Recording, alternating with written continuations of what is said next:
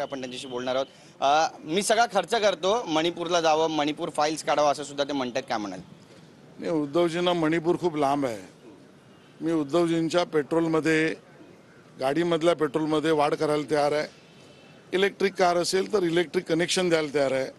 मणिपूर जाऊ दे, त्यांनी मुंबईतल्या मालवणी भागात उद्धवजींनी जावं आणि त्या ठिकाणी असलेल्या आमच्या बांधवांवर होणाऱ्या अत्याचारांवर आवाज उचलावा, हे माझं त्यांना थेट आव्हान आहे।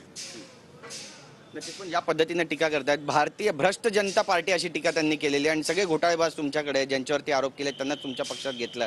उद्धवजींचा एवढा दोगला महाराष्ट्रातला माजी मुख्यमंत्री मी पाहिला नाही। हीच लोक ज्यावेळेला उद्धवजींच्याकडे होती त्यावेळेला ती सर्फसारखी सफेद होती।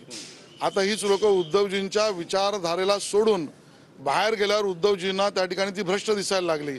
कॅमेराचे लेन्स उद्धवजी तुम्ही बदलताय माहिती होतं, पण तुम्ही कॅमेराच्या लेन्स बरोबर भ्रष्ट आणि अभ्रष्ट ठरवण्याच्या दूषित लेन्सचा कधीपासून वापर करायला लागलात, हा माझा त्यांना सवाल आहे। राज ठाकरेंवर पण टीका करतायत, डुबते को तिनके का सहारा म्हणतायत। मला वाटतं ही म्हण उद्धवजींना लागू आहे की आज स्वबळ न राहिलेला, स्वतःच्या बळावर निवडणुकीत कधीच न उभा राहणारा कोणी महाराष्ट्राचा नेता असेल तर ते उद्धवजी आहेत। त्यांना हिंमत असेल तर त्यांनी एकट्याने उभं राहावं आणि एकट्याने भाजपशी सामना करावा, माझं आव्हान आहे। कॅमेरा पर्सन मनीष विचारेचा, गिरीश गायकवाड, TV9 मराठी, मुंबई।